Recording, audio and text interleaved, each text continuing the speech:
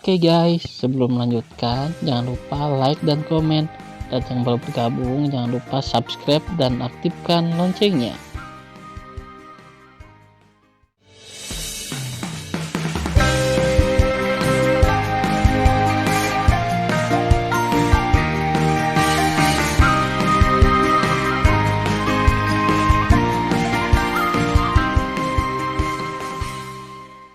Episode 59.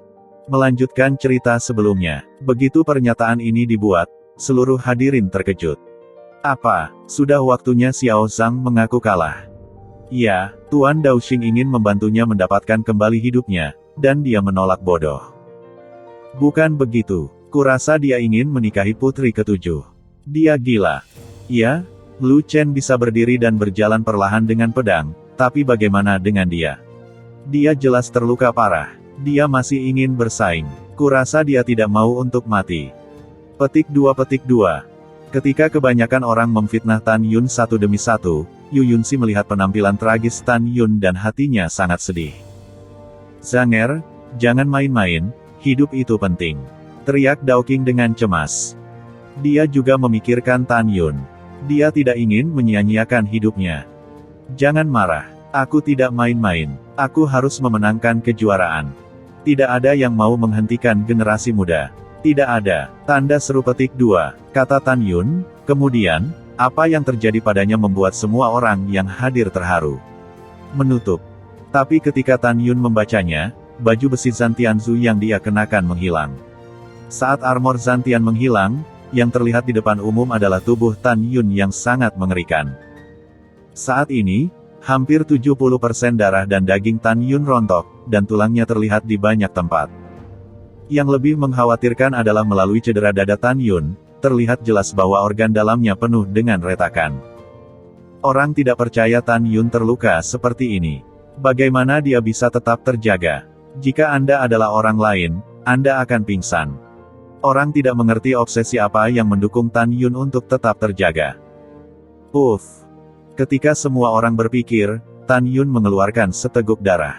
Di hadapan publik, dia ingin berjuang untuk berdiri. Apakah Xiao Zhang gila?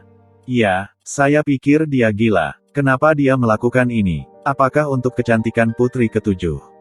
Ketika orang-orang berbisik, mereka tidak tahu bahwa Tan Yun melakukan ini bukan untuk kecantikan putri ketujuh, atau agar menjadi menantu Kaisar Shizu yang cepat. Hanya ada satu tujuan Tan Yun melakukannya, yaitu membuat komitmen.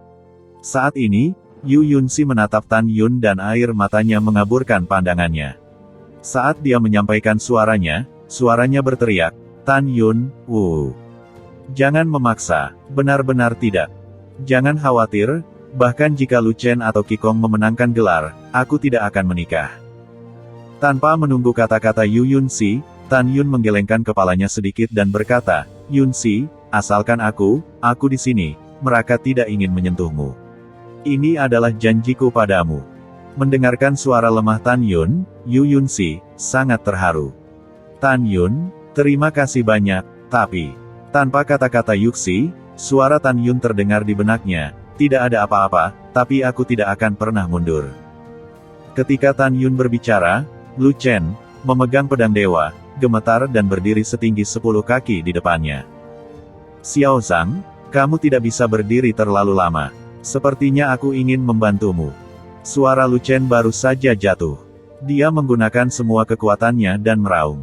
Dia setinggi 10 kaki dan menendang dada Tan Yun. Bang! Uff! Dengan suara pahatan yang berat, Tan Yun menyemprotkan darah ke mulutnya. Dia ditendang puluhan kaki dan jatuh dengan keras ke tanah. "Tan Yun." Yu Yunxi berdiri dari kursinya. Yu Yunxi sangat cemas. Dia mengira Tan Yun memiliki kekuatan untuk melawan Lu Chen yang sedang berjuang. Tapi Yu Yunxi tidak pernah menyangka bahwa luka Tan Yun begitu serius sehingga dia bahkan tidak memiliki kekuatan untuk berdiri. "Tan Yun, kamu seperti ini. Apa yang kamu coba untuk menjadi kuat?" Menangis. Yu Yunxi sudah memohon saat mendengar Tan Yun. Tan Yun terengah-engah, menatap tajam, menatap Yu Yunxi dengan mata berkaca-kaca di gedung dewa, dan berkata, "Apakah kamu tahu bahwa Lu Chen sama sekali bukan lawanku? Untuk janjiku padamu dan untuk membunuh binatang ini, Aku Tan Yun, bahkan jika aku memanjat, aku akan bangun. Kata-kata Tan Yun sangat menyentuh Yu Yunxi. Tiba-tiba, Yu Yunxi menemukan bahwa dia benar-benar menyadari Tan Yun. Yu Yunxi tersentuh. Pada saat ini, dia tiba-tiba merasa bahwa tidak ada pria di dunia ini yang bisa dibandingkan dengan Tan Yun. Menangis. Mata Yu Yunxi dipenuhi air mata dan menangis pada Daoxing Dazun. Tuan, apa yang harus saya lakukan? Saya ingin dia menyerah, tetapi dia tidak mendengarkan saya sama sekali. Dia terlalu keras kepala. Daoxing Dazun menggelengkan kepalanya dan menghela nafas tanpa membuka mulutnya. Saat ini, Yu Yunxi harus berdoa secara diam-diam agar Tan Yun selamat. Bang! Pada saat ini, Lu Chen datang ke Tan Yun terengah-engah, menendangnya lagi dan tersentak. Apakah kamu tidak gila? Apakah kamu tidak pernah mengaku kalah? Maka jangan berbaring seperti orang yang tidak berguna. Hehe, kamu berdiri, ayo. Menghadapi penghinaan Lu Chen, Tan Yun, yang terluka parah dan jatuh ke tanah, benar-benar marah. Sekelompok kemarahan membara di hati Tan Yun. Mulutnya digantung dengan darah. Dia menatap Lu Chen, yang gemetar dan menekannya selangkah demi selangkah. Suara serak dan dingin keluar dari mulut Tan Yun, aku tidak percaya aku tidak bisa membunuhmu. Pada saat ini, mata Tan Yun yang marah berangsur-angsur menjadi merah. Dia hanya punya satu ide untuk membunuh Lu Chen. Mengaum. Suara serak seperti binatang buas keluar dari tenggorokan Tan Yun. Dia melupakan rasa sakitnya, dan kekuatan yang luar biasa tiba-tiba memenuhi tubuhnya. Potensi. Kamu benar. Inilah potensi yang dapat dirangsang ketika seseorang menghadapi kematian. Meski daya tahan potensi tersebut tidak kuat, namun bisa membuat seseorang menjadi normal dalam waktu singkat. Harapan. Lu Chen mendatangi Tan Yun dan menginjakan kakinya di dada Tan Yun yang berdarah. Suara mendesing. Pada saat kritis ini, Tan Yun, yang jatuh ke tanah, tiba-tiba melompat dan muncul di atas kepala Lu Chen. Klik. Tan Yun membalik di udara, hampir berubah menjadi kaki kanan kerangka, dan tiba-tiba mengenai bahu kanan Lu Chen. Pada saat itu, lengan kanan Lu Chen hancur berkeping-keping dengan suara patah tulang yang jelas. Ah! Dalam suara seperti ratapan babi, darah terciprat dan lengan yang patah terbang menjauh dari tubuhnya. Lu Chen, yang terluka parah, sama sekali tidak tahan dengan pukulan Tan Yun. Tubuhnya tiba-tiba jatuh, lututnya tertekuk dan jatuh dengan keras di atas meja. Uff! Tan Yun, yang sedang sekarat, hanya mencoba yang terbaik untuk menghilangkan luka di tubuhnya, mengeluarkan seteguk darah dan jatuh ke dalam kehampaan.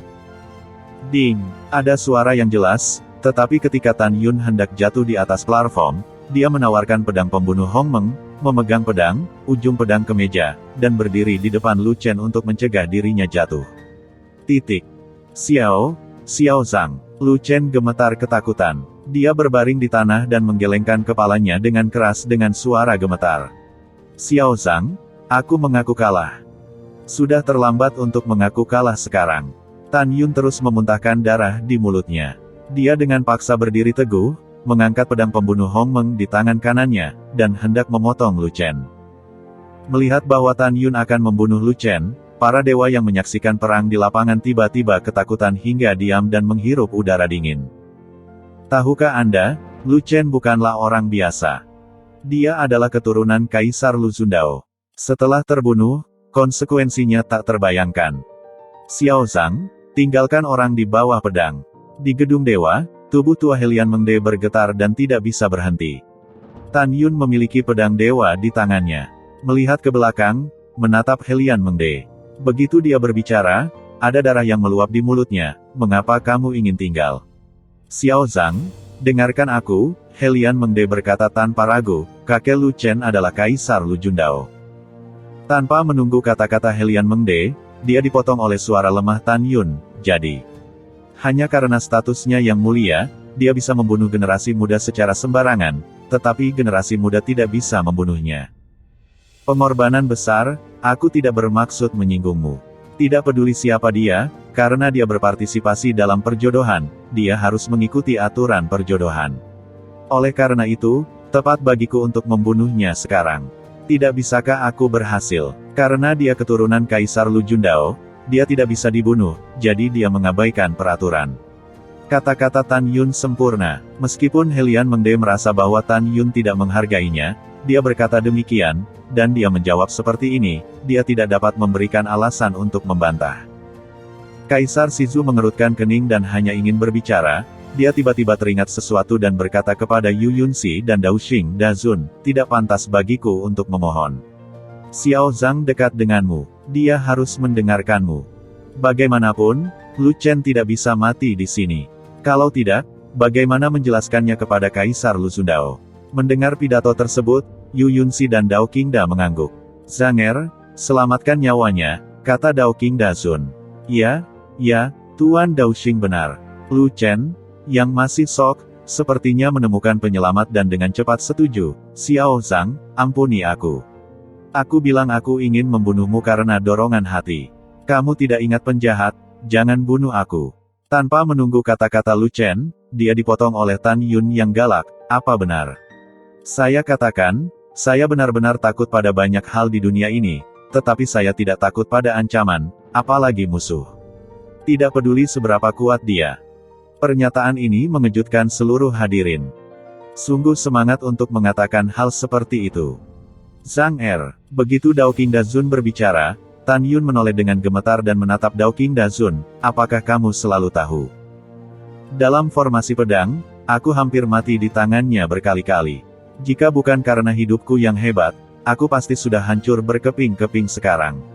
Sekarang, jika aku mengatakan untuk menyelamatkannya, aku akan mengampuni dia. Bagaimana bisa ada hal yang begitu baik di dunia? Setelah itu, Tan Yun merasa bahwa potensi yang distimulasi dalam tubuhnya berlalu dengan cepat. Setelah sedikit minat, dia akan kehilangan kekuatannya untuk berdiri. Mendengar pidato itu, Dao Qing mengerutkan kening. Di luar dugaan, Tan Yun begitu bertekad untuk membunuh Lu Chen. Pada saat ini, Tan Yun gemetar dengan tangan kanannya dan berjuang untuk mengangkat pedang pembunuh Hong Meng. Ketika dia memotongnya di Lu Chen lagi, Yu Yunxi melonjak dari kursinya, terbang ke platform pertempuran, mengeluarkan jari Gyokian-kian dan memegang pergelangan tangan pedang Tan Yun. Putri ketujuh. Sebelum suara Tan Yun turun, Yu Yunxi menggelengkan kepalanya. Aku tahu kamu benar dan salah dan tidak takut pada kekuasaan. Bahkan jika kamu membunuhnya, kamu tidak salah. Tapi Xiao Zhang, kuharap kamu tidak membunuhnya, oke? Melihat mata cemas Yu Yunxi, Tan Yun terdiam, menutup matanya dan akhirnya mengangguk. Terima kasih. Yu Yunxi tampak bersyukur.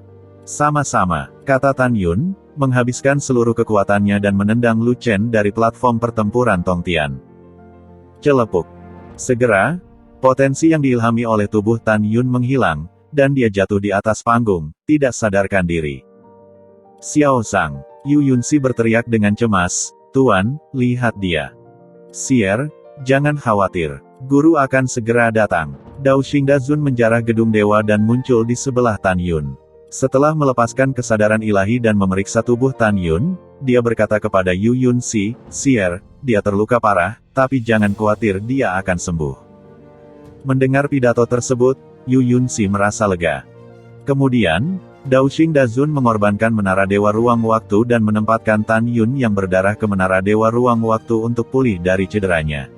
Setelah Dao Qingda Zun dan Yu Yunxi kembali ke tempat duduk mereka, Helian Mengde mengepalkan tangan ke Dao Qingda Zun dan berkata, Kakak Dao Qing, murid kakak laki-lakimu, Xiao Zhang, sungguh luar biasa. Daoxing Dazun tersenyum dan tidak membuka mulutnya.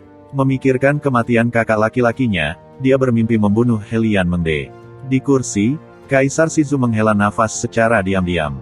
Nyatanya, menantu kesayangannya adalah Lu Chen. Namun, dia cukup senang melihat Tan Yun menang. Dia tidak menyangka kemampuan Tan Yun untuk menantang di luar levelnya begitu mengerikan. Sekarang diumumkan, kata Helian Mengde, Xiao Zhang mengalahkan Lu Chen dan maju ke final. Dalam duel terakhir besok pagi, pemenangnya akan menjadi menantu Kaisar Shizu. Beberapa jam kemudian, malam semakin larut dan bulan terang muncul di langit. Tan Yun di Menara Dewa Ruang Waktu telah pulih sepenuhnya dari cederanya. Dia baru saja bangun dan mengenakan jubah putih. Daoxing Dazun dan Yu Yunxi masuk. Lengan batu Giok Yunsi yang lemah dan tanpa tulang melambai dengan lembut. Setelah pintu menara ditutup, dia bergegas ke pelukan Tan Yun dengan air mata berlinang. Maaf, karena kamu hampir mati. Gadis bodoh, bukankah aku baik-baik saja sekarang? Orang-orang tidak bodoh. Setelah Yu Yunsi meninggalkan pelukan Tan Yun, dia cemberut mulut Cherry dan memiliki gaya yang berbeda. Tan Yun tersenyum, lalu membungkuk pada Dao Xing dan berkata, aku sudah melihat Tuan. Yuner, jangan sopan. Dao King menyingkirkan senyumnya dan berkata dengan tatapan berat, setelah berpikir lama, aku masih merasa bahwa meskipun Lu Chen telah mendapatkan biografi Kaisar Lu Jundao yang sebenarnya, aku khawatir dia bukan lawan Qikong. Jadi, jangan menipuku. Kamu melakukan yang terbaik di hadapan Lu Chen. Mendengar pidato itu, Tan Yun menggelengkan kepalanya dan berkata dengan jujur, tidak, karena pada awalnya, saya tidak yakin dapat membunuh Lu Chen.